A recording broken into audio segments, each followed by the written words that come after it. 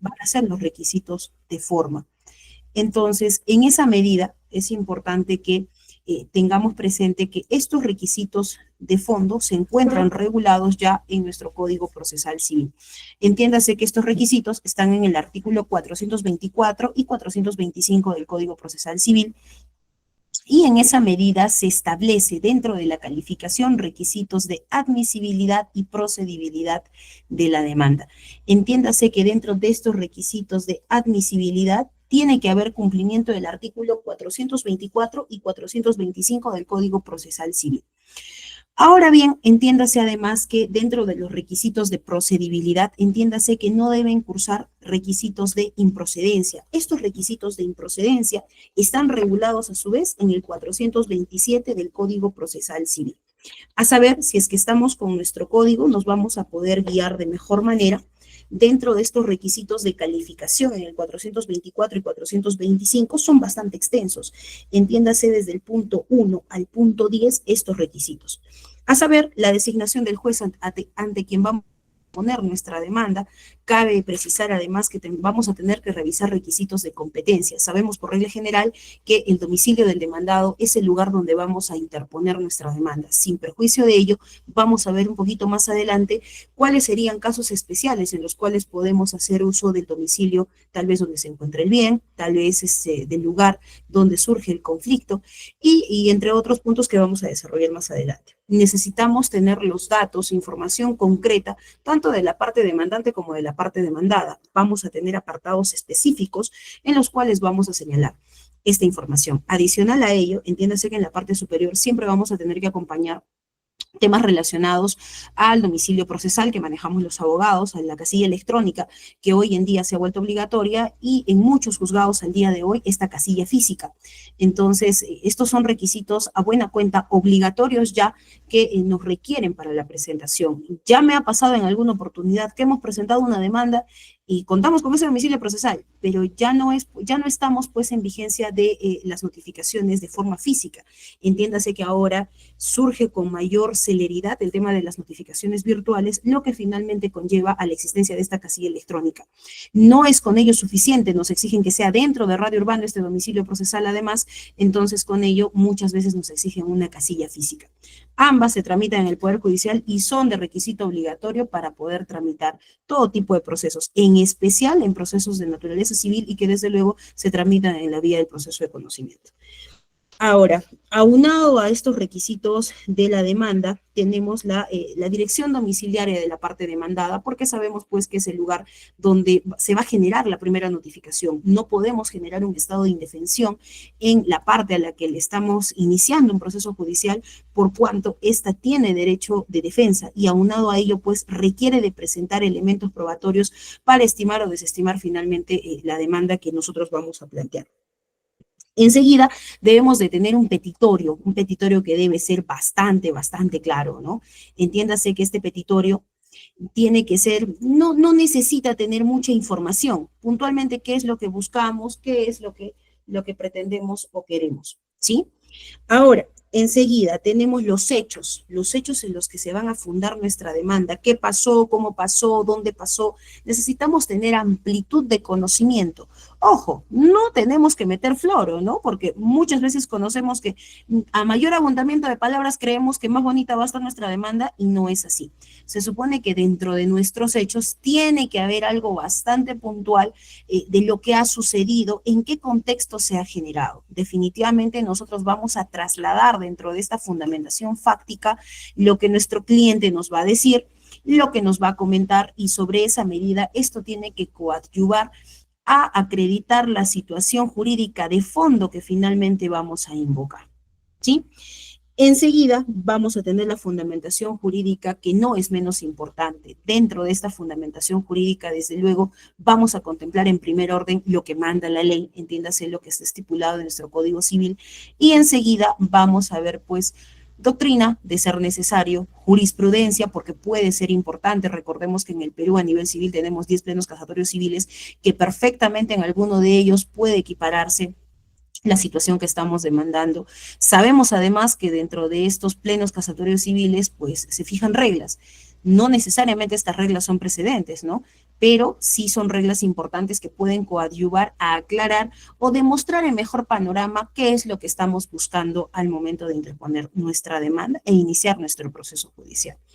Enseguida, pues, podríamos tal vez acompañar de alguna situación jurídica adicional. La doctrina nos puede ayudar definitivamente, más aún si por ahí encontramos doctrina jurisprudencial vinculante.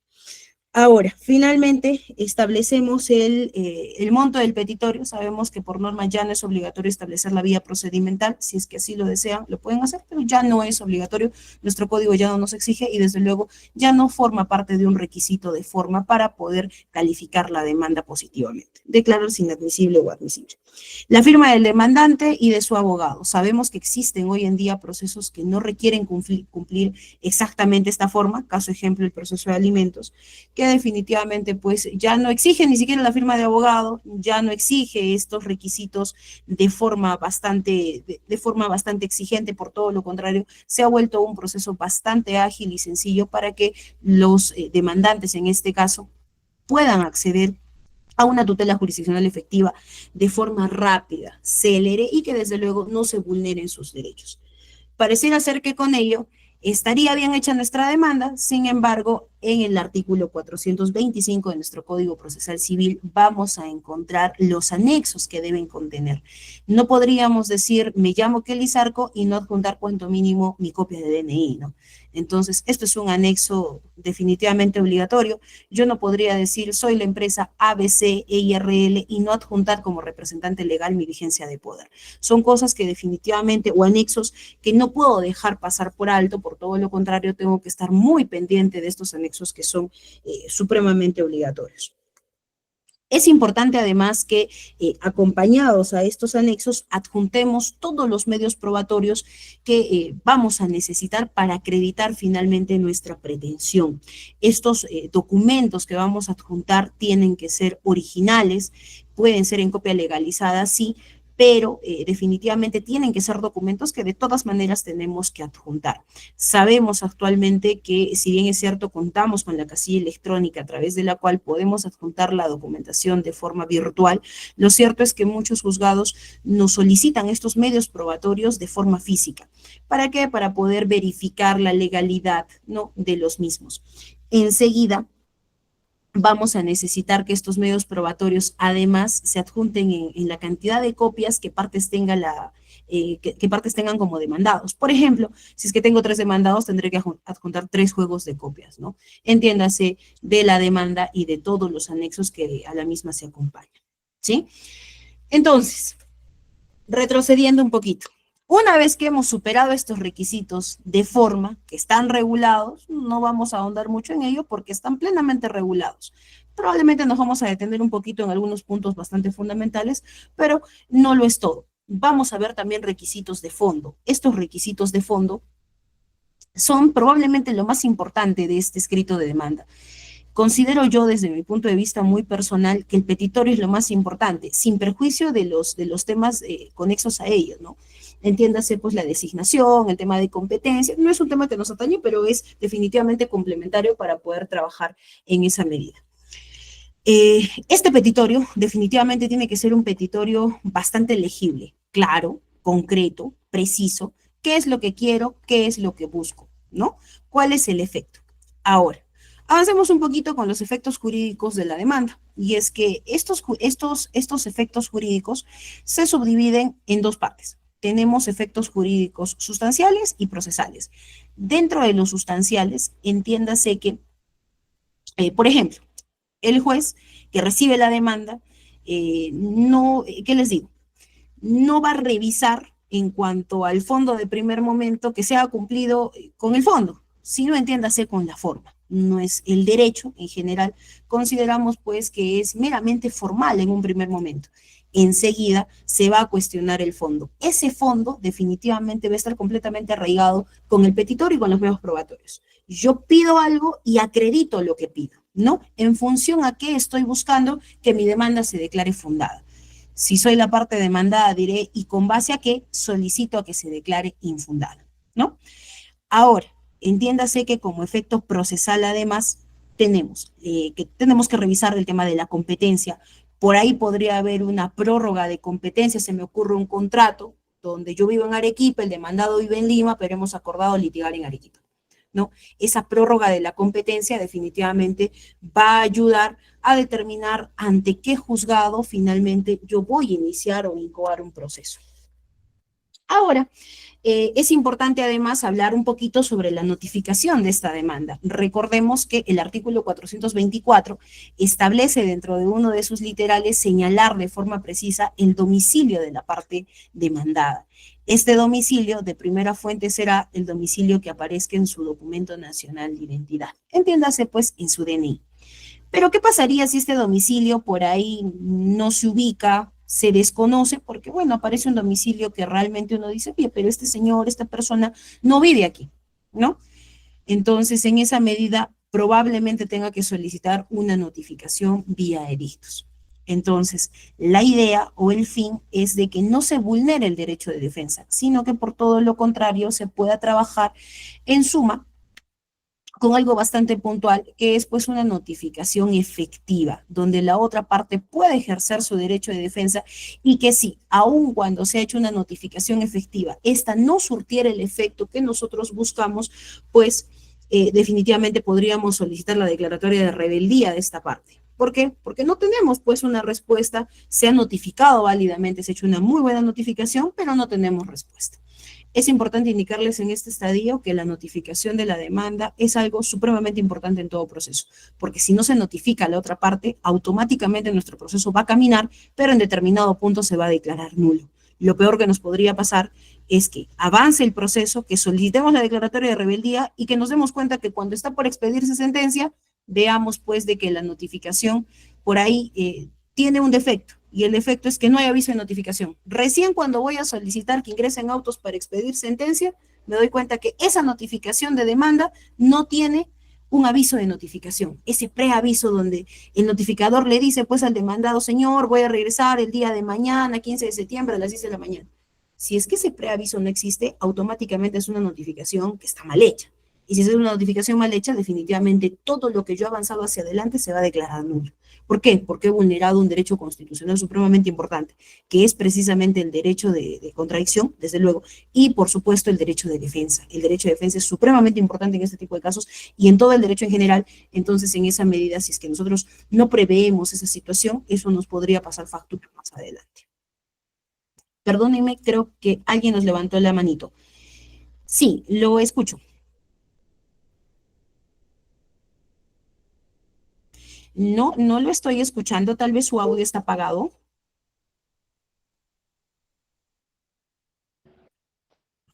¿Ahí me escucha, doctora? Sí, sí, ahora sí, ahora ¿Qué sí. tal? ¿Qué ¿Cómo tal? está, doctora? Sí, Buenas dígame. noches. Mi pregunta es con respecto a lo que acaba de explicar, con respecto a la notificación. ¿Qué pasa, por ejemplo, si se le notifica a un demandado con respecto a una filiación extramatrimonial y con la ficha RENIEC se le notifica debidamente, pero no lo quieren recibir? Él no vive ahí, pero él está trabajando por otro lugar, pero su ficha RENIEC está en ese domicilio. ¿Qué pasaría ahí, doctora? Mire, ese es un caso bastante cotidiano en el día a día. En realidad se ve bastante que se niegan a la recepción de la notificación. Sin embargo, el notificador, que es finalmente la persona que va a acudir al domicilio, primero deja un preaviso. Enseguida notifica. ¿Qué es lo que nos podría pasar a nosotros como abogados? Que se genere la notificación y decimos, ah, muy bien, lo han notificado el 15 de septiembre del 2025, 3 de la tarde. Perfecto. Pero el juzgado luego nos notifica y se pone en conocimiento de la parte demandante que ha habido una devolución de notificación de Juan Pérez indicando que tal persona no vive. Ah, ya. Ya nos están alertando, ya estamos frente a una situación en la cual podría generarse un estado de indefensión en la parte demandada. Yo he considerado como salida alternativa y que al día de hoy les puedo indicar es bastante útil utilizar el tema de la solicitud de notificación por edicto. ¿Por qué? Porque yo ya agoté la vía. Yo ya te notifiqué en el domicilio que aparece en tu DNI. Por ahí puede pasar que esta persona tiene bienes inscritos en registros públicos. Entonces, imagínense que sea una propiedad. Nuestro Código Civil establece la pluralidad de domicilios. Entonces, por esta pluralidad de domicilios podríamos perfectamente notificar adicionalmente en otro domicilio que aparece pues que le pertenece a esta persona, ¿no? Pero no debemos dejar pasar por alto la solicitud de notificación por edicto, porque con eso yo sí les puedo asegurar que garantizamos el derecho de defensa. De forma indirecta, es cierto, no vamos a tapar el sol con un dedo, sabemos en nuestra práctica cotidiana que una persona común no va a revisar el periódico todos los días, no lo va a hacer, no revisa de forma regular la página del Poder Judicial o sigue las redes del Poder Judicial para enterarse que le han iniciado un proceso judicial. Eso es correcto. Sin embargo, desde nuestra postura como demandantes, definitivamente tenemos que prever que el proceso no se vaya a declarar nulo, que lleguemos a un estadio en el que digan, ah, hay mala notificación, ¿no? O lleguemos a la etapa del saneamiento procesal y el juez recién se dé cuenta que ha habido una devolución de notificación, o que habiendo una devolución de notificación, nosotros nunca solicitamos nada. Entonces, ese es nuestro tema, ¿no? Yo considero como salida alternativa y que al día de hoy en mi práctica cotidiana me ha funcionado bastante bien. No sé si con esto le he logrado absolver la duda. Doctora, disculpe, ¿y eso hay que solicitarlo la parte demandante o el juez de oficio puede hacerlo la notificación por edicto? Mire, de oficio regularmente no. Yo nunca he visto que el juzgado trabaje algo de oficio. Absolutamente todo es a pedido de parte. Y si es que nosotros somos conscientes de que ya se ha generado la devolución, yo lo que sí recomiendo de cajón es que ustedes trabajen una solicitud y le digan, ¿sabe que señor juez, atendiendo a la devolución, solicito se notifique por edicto electrónico a efecto de evitar un estado de indefensión en la parte demandada? Y listo. Pagamos nuestras cédulas de notificación, pagamos el derecho de notificación por edicto que no supera los 36 soles según el TUPA de los aranceles judiciales y listo. Y salimos de nuestro problema. Eso es lo mejor en realidad. Como le digo, al día de hoy a mí me ha funcionado muy bien. Perfecto, doctora, muchas gracias. No, ¿de qué? Con gusto. Listo. Entonces, continuemos. Así como hay presupuestos regulados en el artículo 424 y 425, también tenemos presupuestos de improcedencia. Porque claro, si por ahí yo omití una situación, no, entiéndase, por ejemplo, dije, voy a demandar a Juan Pérez y me olvidé de precisar el domicilio de Juan Pérez, la consecuencia lógica va a ser que se va a declarar inadmisible mi demanda. Me van a dar 3 días, sírvase subsanar y listo. Por ahí no pagar aranceles judiciales, era un proceso que obligatoriamente tenía yo que pagar ofrecimiento de pruebas, cédulas de notificación, no pagué, inadmisible, ¿no? Son situaciones que se pueden subsanar, que no afectan el fondo del proceso en cuanto a estos requisitos que exige nuestro código. Pero, ¿qué pasa cuando yo incumplo un requisito? Por ejemplo, hablábamos hace un momentito de la competencia. Yo les decía, voy a iniciar un proceso en Arequipa con un juzgado civil porque voy a ejecutar un contrato. Hay un incumplimiento de contrato, pero cuando me doy cuenta, en la parte final del contrato dice que yo voy a someter este proceso derivo la competencia automáticamente a la Cámara de Comercio, ¿no? Al centro de arbitraje de la Cámara de Comercio. Si es que yo lo derivo al centro de arbitraje y yo ya acordé con la otra parte resolverlo a través de un arbitraje, ¿yo tendré abierta la puerta del Poder Judicial? Definitivamente no, porque yo ya pacté previamente que frente a un conflicto iba a resolver el mismo con un arbitraje. En este caso, en el centro de arbitraje, la Cámara de Comercio de Arequipa. En el centro de arbitraje, el Colegio de Abogados de Arequipa. ¿Sí? Entonces, en esa medida, ya este juez no va a ser competente y si es que no hay competencia, no hay siquiera inicio de proceso. Causal de improcedencia. Entonces, se declara improcedente la demanda. ¿Por qué? Porque el juez no es competente. Puede pasar lo mismo en cuanto a una competencia por materia. Yelina, me levantó la mano. Dígame. Doctora, buenas noches. Yo tengo una consulta. Si supongamos el tema de la notificación la han dado, pero al tema de la casa del demandado nunca ha llegado y, o sea, se entendería que de repente podríamos solicitar o justamente como explica usted, indicar de que no se ha notificado, no ha llegado. Pero si es que esto ya tiene incluso una resolución, ¿cómo o qué tendría que hacer el demandado en ese caso? Regularmente, pues solicitamos nulidad de actos procesales, ¿no? Automáticamente digo, señor juez, a mí no me han notificado nada, yo no conozco del proceso, ni enterado estoy, nunca he vivido ahí. Y por ahí le comento un caso bastante interesante que tuve. Todo parecía indicar que efectivamente la notificación se había generado de forma adecuada. sin embargo, se equivocaron, el notificador se equivocó porque notificó en la casa al lado. ¿Cómo nos dimos cuenta que notificó en la casa al lado? Porque cuando fuimos a revisar el número de suministro que habían consignado tanto en el preaviso de notificación como en la notificación, no coincidía con el número de suministro donde efectivamente vivía el demandado. Y desde luego se declaró fundada la nulidad de actos procesales, ¿no? Se retrotrayó el proceso hasta el estado de la notificación de la demanda y por lo tanto perdimos todo un año de juicio, ¿no? Todo el avance. Se le declaró rebelde, avanzó, tuvimos audiencia, ya estaba por expedir sentencia y dice nulidad. Y efectivamente, pues la notificación estaba mal hecha. Por eso es de que salvaguardamos ese tema. Siempre uno como abogado tiene que ser diligente. De todas maneras, yo no me puedo guiar o no me puedo fiar de la cédula de notificación a simple vista, ¿no?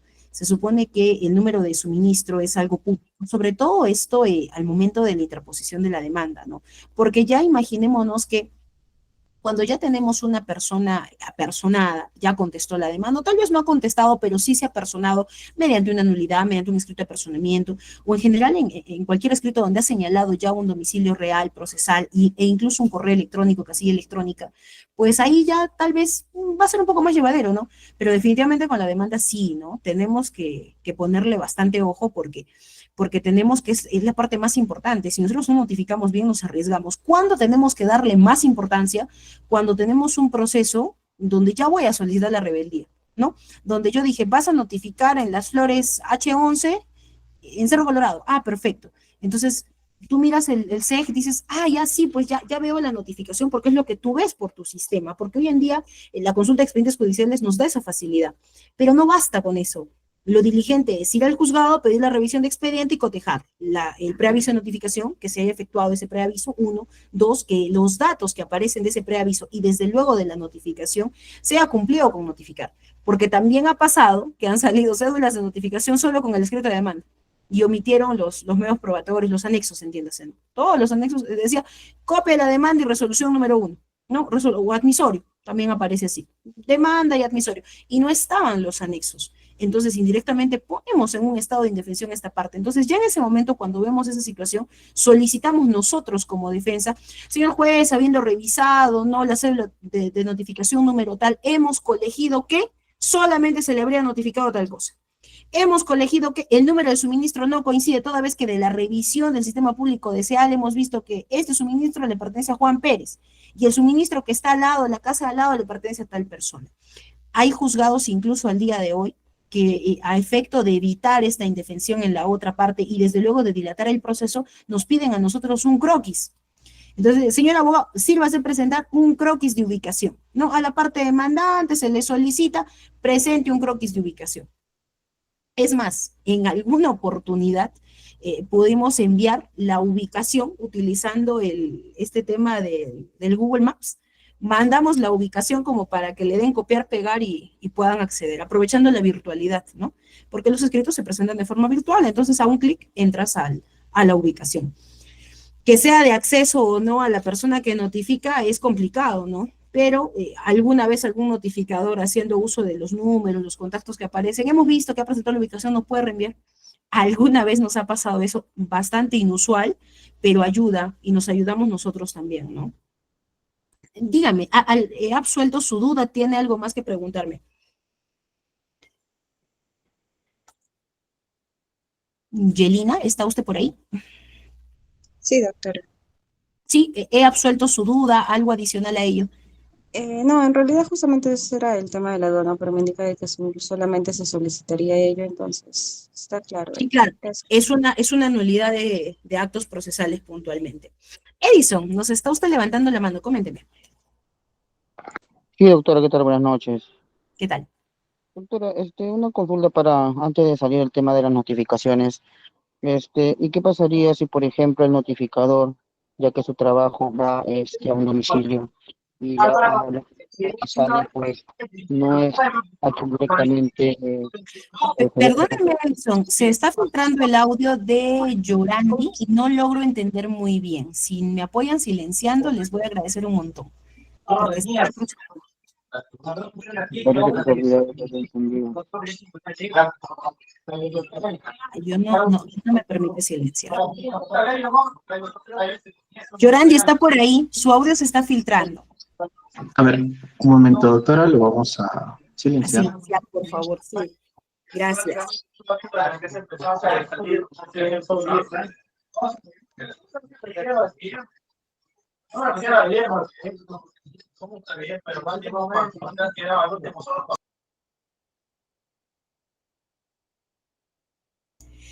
Gracias, doctor. Ahora sí, Edison, coméntame, por favor. Sí, doctor, así como lo comentaba, ¿y qué pasaría si el notificador, ya que su trabajo pues va a un domicilio y no sale la persona a quien debería de estar notificada, ¿no? Sale de repente un primo o una tía, ¿estaría bien o sería válido esa notificación o se vulneraría o afectaría en todo caso la esencia de la notificación en sí? Ahí le comento, precisamente ahí surte el efecto y desde luego la importancia de ese preaviso de notificación. Yo notificadora llego al lugar donde tengo que notificar y le digo, buenos días, estoy buscando a Juan Pérez. Entonces, pero quien sale es la esposa, la hija, el familiar, el vecino, el amigo, quien fuera que vive ahí. Entonces, yo no tengo por obligación dejarle la notificación. Yo tengo por obligación dejar ese aviso de notificación indicando. Hoy, 14 de septiembre, me ha personado al domicilio de Juan Pérez, ¿no? Se ha identificado a tal persona, pero se le ha dicho que voy a regresar el día de mañana a las 10 de la mañana. La pantallita rectangular. Uy, ¿qué pasó? Ah, ok. Ya le entendí, está bien. Entonces, esa es la importancia de ese preaviso, porque yo le estoy diciendo, voy a volver mañana. Entonces, si mañana no está, desde luego, pues dejaré la notificación bajo puerta, porque puede ser una alternativa, como también puedo dejarla con alguien, ¿no? Ah, ya se identificó Juanita Pérez, indicó ser la esposa, pues, ¿no? De la persona y me firma la recepción de la notificación. Es mucho mejor aún, es mucho mejor. Pero desde luego yo no podría dejarle de primera fuente, no le podría dejar la notificación porque se identificó la esposa, porque se identificó el primo, el hijo, no puedo, porque la notificación es personalísima. Yo estoy demandando a una persona en particular y a esa persona lo correcto es que yo le entregue esa notificación en las manos de esta persona y que esta persona en la medida de lo posible me firme.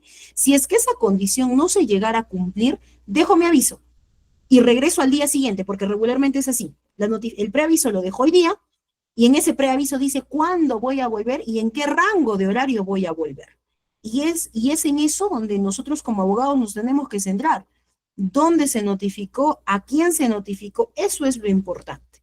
Entonces, ahí surte el efecto jurídico de este preaviso. No es por gusto, ¿no? Porque le estoy dando la oportunidad de que esté, pues, la persona. En esa medida, ese mismo efecto, José, surten las notificaciones bajo puerta. Desde luego que sí. Yo no puedo notificar bajo puerta sin antes dejar un preaviso. Surte a nivel de una conciliación extrajudicial y desde luego surte a nivel de un proceso judicial. Es obligatorio. Incluso un centro de arbitraje está en la obligación de generar ese tipo de notificación. Primero te dejo el preaviso y mañana, si me recibiste bien, ¿y qué voy a poner en observación? Se negó a recibir notificación. Si me recibió tal persona, perfecto, me recibió tal persona, pero yo ya advertí que regresaba mañana en el horario de 10 de la mañana a 1 de la tarde. Y si es que no me recibieron, definitivamente, pueda que se nieguen a firmar y me digan, no, déjalo bajo puerta. Entonces el notificador pueda que le ponga su sellito bajo puerta y lo deje, como pueda que diga, no, me abrió una mujer, ¿no? Con ciertas características, pero no me recibió la notificación. Son formas de notificación. Y finalmente el bajo puerta, para que se genere, desde luego tiene que existir ese preaviso. Señores, si no hay preaviso, no hay notificación. Es nulo. Simplemente es nulo. Por eso es importante. Ya, ok, doctora. Entonces, a ver, pongamos en el supuesto en el que digamos que es una quinta y viven varias familias. También estaría dentro de lo que usted está explicando, el preaviso, ¿sería válido en todo caso? El preaviso es válido en todo estadio. Imaginémonos que es una quinta, entiéndase, yo entiendo que es una propiedad, ¿no? Donde documental y registralmente hablando se trata de diferentes pisos, diferentes zonas donde están o viven diferentes familias, pero es una sola dirección. H15 se me ocurre, ¿no? Entonces yo notifico en H15, pero me doy cuenta de que el notificador devuelve la notificación y dice, no identifico a la persona, se trata de una quinta. Ahí ya no se genera una notificación, ahí se genera una devolución. Y por la devolución volvemos a la figura anterior. Allá, como no logro identificar, ¿qué es lo primero que voy a hacer? Allá, si conozco dónde queda dentro de la quinta, le tomaré una foto, le diré es la casa celeste que está en la parte de arriba, subiendo por las gradas a mano derecha, qué sé yo, ¿no? Daré más especificación si lo conozco, pero si no, si solamente me guío de la ficha RENIEC y me doy con la sorpresa finalmente de que este lugar se trata de una quinta, correcto, no voy a generar un estado de indefensión, por lo tanto solicito que adicionalmente o atendiendo esta devolución o esta falta de notificación, solicito que se notifique por edicto electrónico. Muerto. Porque hasta ahí ya hemos superado este requisito, la notificación, y no hemos generado estado de indefensión. Y hemos cumplido a sobra. Así es que ahí, hasta ahí no vamos a tener problemas, pero es diligencia de nosotros. Ya, aunque muchas gracias, doctora. No, ¿de qué? Con gusto. Listo, avancemos. Entonces, dentro de estas reglas de la competencia, regularmente es por ahí donde surgen estos temas de improcedencia, ¿no? Vamos a encontrar problemas de competencia por turno, no tocaba aquí, nos tocaba con otro juzgado, por territorio ya les he comentado, por materia, estábamos en materia. Entiéndase pues que vamos a iniciar un proceso se me ocurre, un interdicto de retener, ¿no? O uno de reivindicación, más fácil, ahí está, uno de reivindicación. Yo sé pues que tengo que demandar con juez civil, pero mi demanda la mando juzgado de paz letrado, improcedente. Ya la ventaja hoy en día es que cuando se declara improcedente, ya no te devuelven tu demanda y se cae tu proceso, no, se declara improcedente, pero adicionalmente a ello vamos a ver en estas resoluciones, que regularmente son la resolución 1, las derivan a los juzgados correctos. Si es que por ahí es por competencia, dirá, bueno, yo no soy competente, ¿no? No soy competente para ver este proceso porque no es mi especialidad. Correcto, lo derivo. No soy competente porque esto no corresponde que se ve en Arequipa sede central, corresponde por domicilio que vaya Mariano Melgar. Ha pasado mucho, por ejemplo, en Yura, ¿no? En Yura, sin ir muy lejos, todas las personas que vivían para Yura, y no existía cuando este juzgado es relativamente nuevo, no existía en Yura un juzgado propiamente, todo lo mandaban al juzgado civil de Arequipa, hasta que aperturaron el juzgado civil de Yura, y el juzgado de Arequipa, ¿qué hizo el civil? Todo lo que le tocó de lo que correspondía a Yura, lo mandó, y dijo, no, incompetencia, se declara improcedente, pero no te devuelven el proceso, sino que lo que pasa es que lo remiten a este juzgado. Entonces, en esa medida, pues es bastante importante este tema, ¿no? Ahora, en cuanto a la capacidad procesal del actor, entiéndase que tiene que ser una persona con legitimidad para obrar, ¿no? Tiene que ser una persona, pues, que tiene derecho. No vamos a encontrar, por lo menos en un proceso de reivindicación, un menor de edad. Lo más cercano a demandar para un menor de edad será por alimentos, ¿no? Una señorita que, bueno, queda embarazada bastante joven, 15, 16 años, menor de edad, y ella podría reclamar alimentos. Legitimidad sí tiene, capacidad sí tiene, para demandar específicamente por alimentos de su hijo, ¿no? Ahora, en cuanto a los requisitos legales, entiéndanse pues que son los 424 y 425, en acumulación de pretensiones también se ha visto, ¿sí? Pueden ser pretensiones subordinadas, pueden ser alternativas, pueden ser accesorias, pero lo cierto es que tienen que ligar con el fin que estamos buscando, ¿no? La idea es que cumplamos con estos requisitos, que evitemos caer en los presupuestos sin procedencia del 427 del procesal civil, y desde luego vamos a tener una respuesta bastante clara. En cuanto a pretensiones, definitivamente cuando hablamos de una demanda pura, tenemos pues una pretensión lata, concreta, sencilla, simple. ¿Qué quiero? ¿Qué busco? ¿Con qué finalidad? Y listo. Vamos a encontrar también pretensiones ejecutivas. Recordemos que en una demanda podemos promover una demanda ejecutiva. Por ahí se me ocurre, voy a ejecutar un acta de conciliación, voy a ejecutar un título valor, como un pagaré, ¿no? Entonces puede ser también una demanda ejecutiva. Una solicitud cautelar, algunos lo conocen como medida cautelar, como demanda cautelar, ¿no? Ya hay un libro bastante interesante sobre ese tema, y ya este tema de la demanda cautelar ha quedado en el olvido. Todos sabemos que es una solicitud cautelar, ¿no? Entonces, cumple requisitos, sí, pero no lo enmarcamos propiamente dentro de una demanda cautelar, por lo menos bajo esa denominación. Lo conocemos y lo entendemos como una solicitud cautelar, ¿no? Puede ser fuera de proceso, puede ser dentro del proceso, pero lo cierto es que es una solicitud. En cuanto a nuestra pretensión procesal, como les iba comentando, podemos tener una pretensión principal, ¿no? Y podría ser con esa sola pretensión principal caminar nuestro proceso. Pero ¿qué pasaría? Por ejemplo, en un proceso de impugnación de paternidad que me han hablado hace un momento. Regularmente, ¿cuál es mi solicitud? No solicito la impugnación de paternidad de el menor tal, ¿no? Ya, listo. Pero de forma accesoria, ¿qué pedimos? Casi siempre pedimos que se excluya el apellido, dependiendo de la edad, si no se va a vulnerar el tema de la identidad dinámica, estática, bueno, habrá que estudiarlo en su momento.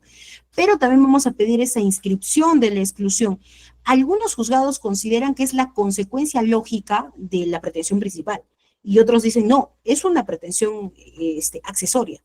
¿Por qué? Porque una vez que se declare fundada la principal, pues se va a declarar fundada la accesoria. Y desde luego nuestra pretensión accesoria por excelencia es la solicitud del pago de costas y costos, ¿no? Solicito que se pague, una vez que se declare fundada, que me paguen costas y costos del proceso. Algo bastante común, bastante usual. Dentro de esta medida, entiéndase que la pretensión debería ser lo más sencillo, pero resulta muchas veces siendo lo más complicado, porque damos tanta información dentro de nuestra pretensión que no somos claros, concretos y precisos, que es la regla de la pretensión. Entonces es ahí donde podemos complicar un poquito esa situación. En cuanto a nuestros hechos de la demanda, podemos dividirlo hasta en tres partes. Podemos trabajar con hechos con antecedentes, ¿no? ¿Qué es lo que ha dado pie, digamos, al problema? Los propios, ¿no? Los que están directamente vinculados a nuestro petitorio. Y finalmente los hechos consecuentes, ¿qué es lo que ha generado? Regularmente en este orden vamos a ver procesos de indemnización por daños y perjuicios, ¿no? Siempre hay un antecedente, qué pasó, cómo se enmarca y finalmente cuál ha sido la consecuencia. Es el proceso por excelencia donde vamos a encontrar ese modelo, ese orden. Ahora, es importante mencionar hechos relevantes. Como les comentaba hace un momento, es importante que estos hechos estén plenamente vinculados a las cosas que nosotros buscamos. Entiéndase que si yo inicio un proceso de prescripción adquisitiva de dominio, dentro de los hechos que yo voy a fundamentar, tiene que entreverse los requisitos de este proceso de prescripción. ¿Cómo voy a buscar acreditar o señalar con mis hechos una posesión pacífica? ¿Cómo voy a acreditar una posesión pública, continua? Sobre todo el tema de la continuidad, que es tan importante. ¿Cómo me voy a demostrar frente al proceso que actúo como propietario? Entonces, dentro de estos hechos vamos a tener que buscar inferir el cumplimiento de esos requisitos, que finalmente van a llegar a concatenarse y desde luego acreditarse con los medios probatorios, ¿no? ¿Qué voy a decir? Yo vivo desde el año 2005 en el bien inmueble ubicado en tal, conforme se desprenderá de tal y tal el documento. Y en mis mismos probatorios presentaré pagos de autovalúo desde ese año. Entonces, la idea es inferir. Hay oportunidades en las cuales, por lo menos dentro de estos procesos, podemos darle subtítulos, ¿no? Y detallar puntualmente qué hecho nos acredita esa situación, ¿no? Es importante explicar estos hechos de forma cronológica, por eso es el orden que les comentaba, ¿no? Pueden ser antecedentes, propios directos al proceso y los consecuentes. Es un orden que ayuda bastante. Esto tienen que ser hechos puntuales, ¿no? No necesitamos calificación jurídica, porque recordemos que la calificación jurídica está dentro de la fundamentación jurídica. Aquí hablamos solo de la fundamentación fáctica, solo única y exclusivamente de los hechos.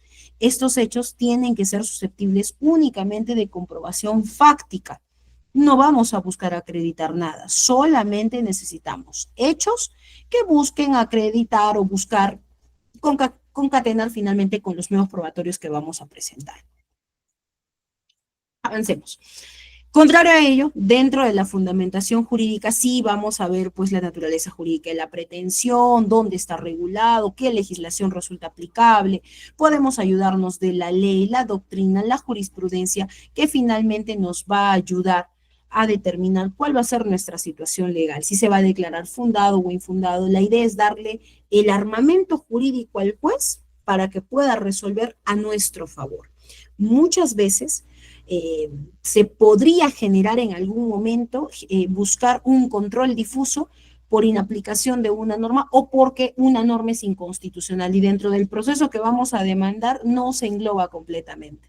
Recordemos que nuestros juzgados desde la primera instancia pueden aplicar control difuso. Entonces, este es el apartado donde nosotros como abogados podríamos plantear esa situación de hecho.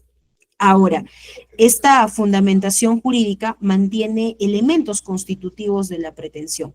Estos elementos están relacionados, primero, a un elemento básico de procedencia, a un elemento objetivo, un elemento subjetivo, valorativo y uno temporal. Como consecuencia va a generarse un efecto jurídico. Este efecto jurídico va a ser pues la fundabilidad o la infundabilidad de la demanda. Sobre esta base vamos a ver efectos personales y desde luego efectos patrimoniales. En cualquiera de los dos estadios vamos a poder determinar cuál va a ser la situación jurídica en la que finalmente se va a resolver este tema. Ahora, es importante hablar además que en este tipo de procesos, en toda demanda que se instaura, tiene que haber interés y legitimidad para obrar. Vamos a centrarnos un poquito en el interés. Entiéndase que el interés procesal es el actual y concreto estado de necesidad que tiene una persona de poder iniciar un proceso judicial. En busca de esta famosa tutela jurisdiccional efectiva, buscamos que un juzgado dé respuesta a nuestro pedido, a nuestro petitorio, de qué es lo que queremos, qué es lo que buscamos. Ahora, encontramos que esta vía va a ser la única suficiente y eficaz para poder dar respuesta del pedido que tenemos. Ahora, en cuanto a este tema, cabe indicar que hay algunas diferencias en cuanto al interés sustantivo y objetivo. Entiéndase además que la diferencia es que el interés sustantivo con el interés primario es que el problema no siempre genera conflicto. Entonces, es más un tema, yo diría, teórico que práctico. Y en honor a la verdad, ya cuando uno ejerce, pues nos interesa más lo práctico que lo teórico en cierta medida, ¿no? Hay oportunidades en las que sí buscamos que el tema teórico, pues coadyuve, ¿no? En ciertas circunstancias y desde luego con conceptos básicos. En cuanto a cuestiones procesales que son importantes tener en cuenta, es que puede haber de cierta forma ausencia en sustentos, ¿no? Y además que el interés procesal podría declararse de oficio que no existe ese interés procesal. El interés procesal lo vamos a ver muy comúnmente en procesos donde nos obligan o es un requisito de procedibilidad, porque así lo han identificado, la existencia de un acta de conciliación previa. Sabemos que existen procesos como, por ejemplo, voy a iniciar un desalojo, yo no podría tocarle la puerta al Poder Judicial sin antes haber invitado a conciliar a la parte a la que voy a demandar. Yo no podría tocarle la puerta al Poder Judicial si quiero iniciar un proceso de indemnización por daños y perjuicios. Entonces, yo he tenido que agotar una vía previa, que para el caso es la conciliación. Entonces, muchas veces cuando el proceso se declara improcedente por falta de interés, es precisamente porque no he cumplido con ese requisito relacionado al haber invitado a esta persona a iniciar un proceso de conciliación. Entonces, en esa medida, ese interés procesal resulta bastante importante en este tipo de procesos, ¿no? Porque perfectamente nuestro proceso se puede caer. Tenemos temitas relacionados a procesos especiales que necesita de requisitos especiales fuera del 424 y 425 del procesal civil. Vamos a poner en stand-by esa parte. Si el tiempo nos da, regresamos. Y si es que no, y ahora vamos a avanzar un poquito con la reconvención. Sabemos que la reconvención es a buena cuenta una contrademanda, sin perjuicio de ello y de indicarles que la doctrina a nivel extranjero establece que la contrademanda y la reconvención no son necesariamente lo mismo. Contrario a ello, se trata pues de institutos jurídicos diferentes, pero a su vez con algunas características similares. Entiéndase que la reconvención es un instituto procesal que permite al demandado iniciar un proceso de una demanda, buena cuenta, dentro del proceso que ya existe. Por eso se le dice, pues, contrademanda, ¿no? Exige una pretensión al demandante fuera de la contestación, donde, entiendo yo, va a solicitar la infundabilidad de esta demanda que el actor promueve. Lo cierto a su vez es de que va a solicitar una reconvención. ¿Dónde vemos este tipo de casos? Por ejemplo, yo inicio un proceso de prescripción adquisitiva de dominio o uno de reivindicación, ¿no? Casi siempre pasa ahí. Inicio un proceso de reivindicación y como consecuencia de la reivindicación yo contesto la demanda y digo, pero yo no te puedo devolver el bien porque yo vengo poseyendo el bien por más de 10 años de forma pacífica, pública, continua. Entonces, contesto la demanda, pero aparte de contestar, reconvengo. Presento una reconvención. Entonces, producto de esta reconvención, yo le pido algo más al accionante, al demandante. Ahora, la oportunidad en la que vamos a formular es en el mismo plazo en el que tenemos que contestar la demanda. Entiéndase que a nivel de vía procedimental lo podemos hacer en procesos abreviados y desde luego en procesos de conocimiento.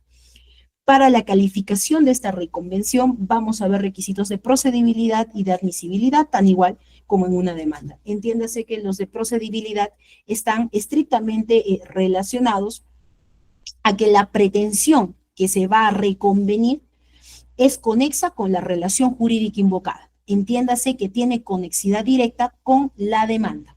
Si esto es así, debe cumplir con ese requisito. De lo contrario, yo no podría, pues, reconvenir en este proceso, porque recordemos que va a ser un mismo juez el que va a resolver esa situación jurídica.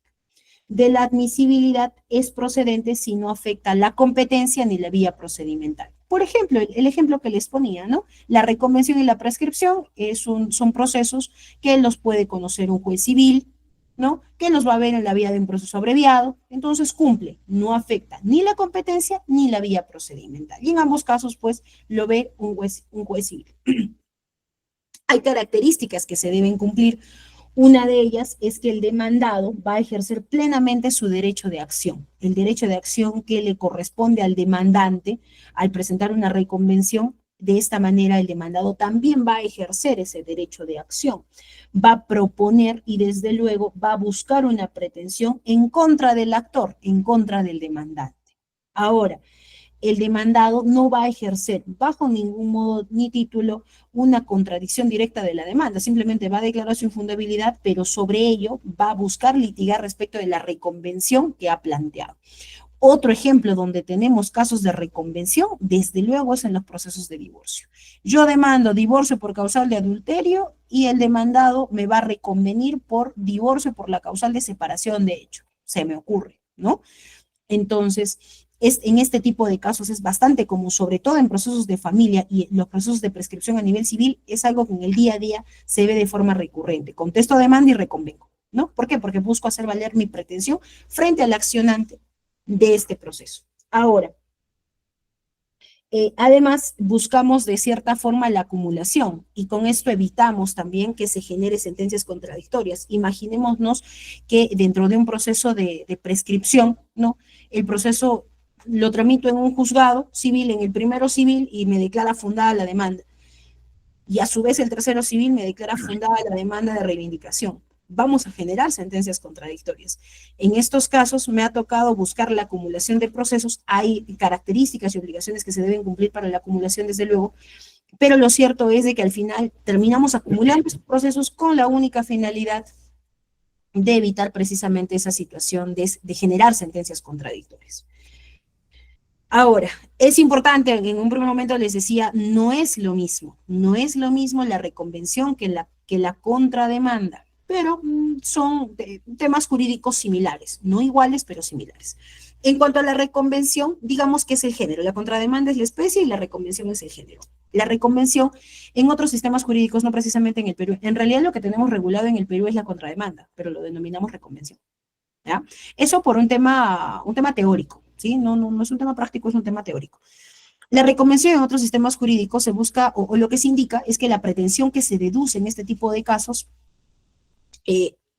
es absolutamente independiente, no es conexo, ¿sí? La reconvención en realidad no es conexa, pero yo hace un momento les he dicho que en nuestro sistema peruano tiene que ser, para empezar, el mismo juez, tiene que ser en la misma vía procedimental y desde luego que tiene que tener conexidad lógica con la pretensión. Entonces, en realidad lo que tenemos en el Perú es una contrademanda, no tenemos una reconvención, pero en tema técnico y como lo tenemos regulado, es como una reconvención, ¿sí? Avancemos. Ok. No. Ya está. Entonces, en esa medida, esto es a buena cuenta todo lo que tenemos.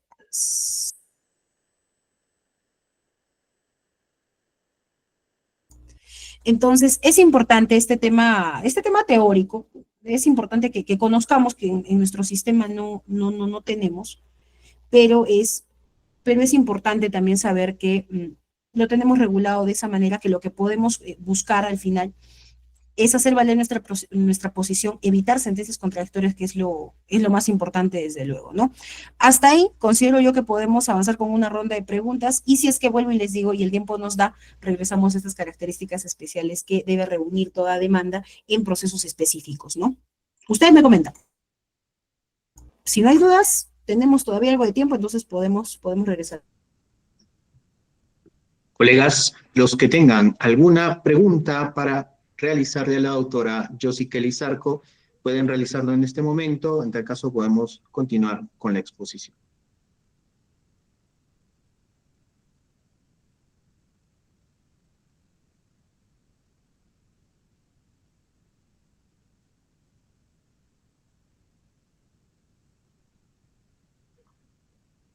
Muy bien, doctora, parece que por el momento no hay ninguna pregunta. Podemos continuar. Ya está, perfecto. Entonces, vamos a regresar un poquito a los requisitos en demandas especiales. Respecto, primero, de los procesos de separación de cuerpos y los procesos de divorcio por causal, que es lo más común que tenemos hoy en día, desde luego vamos a tener que cumplir los requisitos del 424 de nuestro Código Procesal Civil, pero además vamos a tener que incorporar al Ministerio Público como parte demandada, ¿no? Tenemos un demandado más en este tipo de casos. Podemos además acumular algunas pretensiones adicionales, como por ejemplo, alimentos, tenencia, suspensión o privacidad de patria potestad si se generara, y el tema de los gananciales. Son pretensiones obligatorias. Por más que yo tenga, por ejemplo, un acta de conciliación donde yo ya haya fijado estos puntos, o en su defecto ya esté en trámite otro proceso, lo cierto es que nosotros tenemos que poner en conocimiento del juzgado este tipo de situaciones. La única forma de evitar, por ejemplo, la tenencia y el régimen de visitas de los menores es que no tengamos hijos, o que los hijos que tengamos pues ya sean mayores de edad. Pero los alimentos, por ejemplo, es algo que siempre se va a resguardar. Entiéndase los alimentos para los hijos, siempre que sean menores de edad, o los alimentos entre los cónyuges, donde textualmente, como dentro de la acumulación de pretensiones, pues indiquemos que estos alimentos, nosotros como cónyuges renunciamos a ellos. En esa misma medida, en este apartado podemos solicitar que se nos otorgue una pensión de alimentos toda vez que toda una vida hemos dependido del esposo o de la esposa. El tema de los gananciales es supremamente importante por cuanto se va a buscar la liquidación de los mismos. Podemos pedir además la adjudicación preferente de gananciales con atingencia a nuestro tercer pleno casatorio civil, que ha desarrollado ampliamente este tema. Enseguida, también tenemos temas relacionados con el retracto, donde nos pide como condición adicional para que pueda declararse admisible nuestro proceso, nuestra demanda, un certificado de depósito de dinero equivalente, ¿no? Equivalente a la prestación recibida por el enajenante, ¿sí? Entiéndase que esto está comprendido por tributos, gastos, intereses.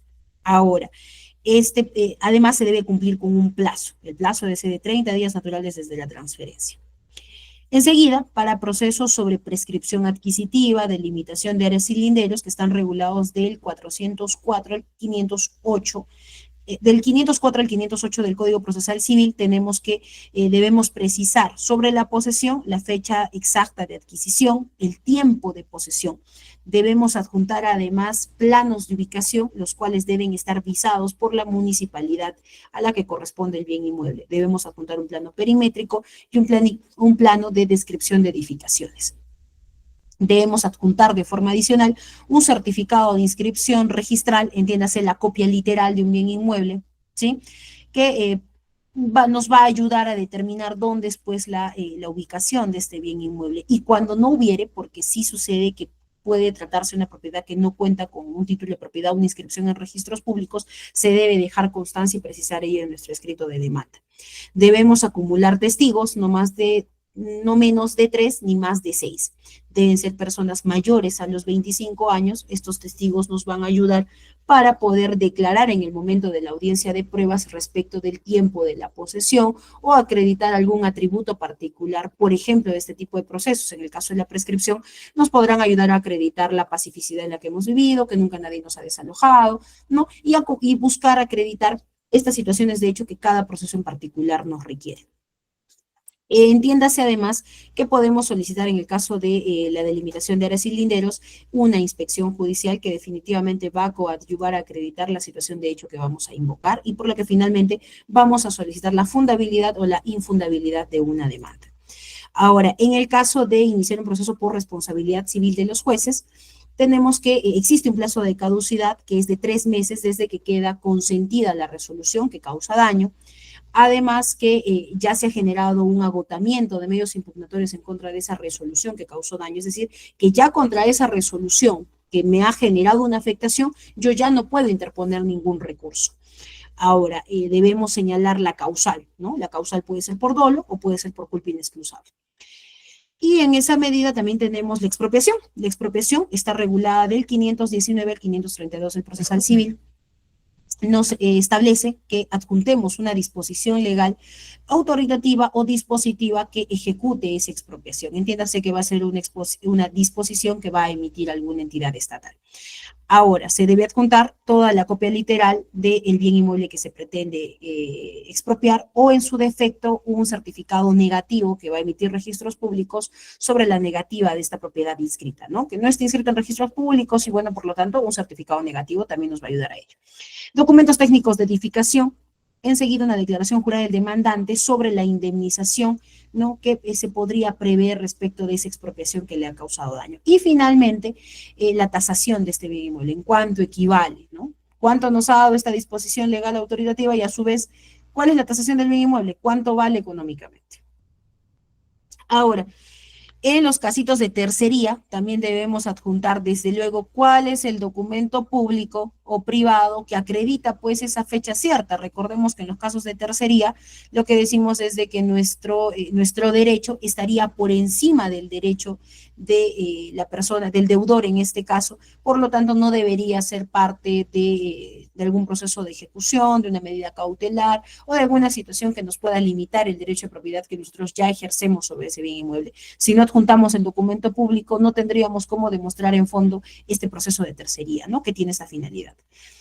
En los alimentos, en los procesos de alimentos, hay algunos requisitos especiales que más que formar parte de la demanda, forman parte de la contestación. Sabemos que los demandados deben adjuntar una declaración jurada, ¿no? De sus ingresos mensuales o en su defecto, un documento que legalmente lo sustituya. Regularmente nos piden las 3 últimas boletas de pago. Si no contamos con estas 3 últimas boletas de pago, adjuntamos una declaración jurada con nuestra firma legalizada de cuánto ascienden nuestros ingresos mensuales. Ahora, además, se debe presentar, en el caso del demandante, debe precisar dentro del escrito de demanda si es que esta persona tiene otras obligaciones alimentarias. Evidentemente, siempre que las conozca. Puede pasar que desconozco estas obligaciones alimentarias y desde luego no tendría obligación pues yo de precisar algo que no conozco, ¿no? Enseguida, ya les comenté un poquito de la separación, interdicción, tenemos algo del desalojo. En el desalojo, desde luego, tenemos que adjuntar nuestro contrato de arrendamiento, ¿no? No podríamos iniciar este proceso muy similar al tema de la tercería. No podría iniciar el proceso de desalojo si no tengo este contratito de arrendamiento. En los procesos de ejecución de garantías, finalmente debemos adjuntar el documento que señala esta garantía, entiéndase un título valor, un pagaré, un acta de conciliación, sobre qué base voy a ejecutar. Y sobre ello, pues, desde luego, si es que tenemos una ejecución de garantías directa, adjuntaré pues la copia literal del bien mueble que pretendo ejecutar. El estado de cuenta de saldo deudor es obligatorio, se tiene que adjuntar, se debe presentar además una tasación. Esta tasación debe ser suscrita por un perito y desde luego forma parte del proceso. Ahora, y el certificado de gravamen, básicamente la copia literal, el asiento donde aparece la inscripción de este gravamen es supremamente importante para acoplar todo nuestro proceso de ejecución de garantías. Y sobre ello, pues, serían todos los procesos especiales que requieran de requisitos adicionales fuera de los ya regulados que aplican en todos los demás procesos. Y bueno, y acompañado a ello nos hemos dado cuenta por lo menos que en el tema de la tercería de propiedad como en el proceso de desalojo necesitamos de documentos que si no se presentan, definitivamente nuestro proceso no va a caminar, ¿no? Entonces, lo que nos lleva a determinar también que la revisión y la lógica van a coadyuvar a determinar una situación de hecho para que nuestra demanda pueda surtir el efecto que necesitamos. Una demanda bien fundamentada, con medios probatorios que nos ayuden a acreditar nuestra pretensión, desde luego va a tener un resultado bastante positivo. Siempre invocando a nuestros clientes, desde luego, que hablen con verdad, comenten con verdad sobre la situación fáctica que tienen y desde luego ofrecer servicios certeros en la medida que la ley nos lo permita y desde luego que la jurisprudencia ampare.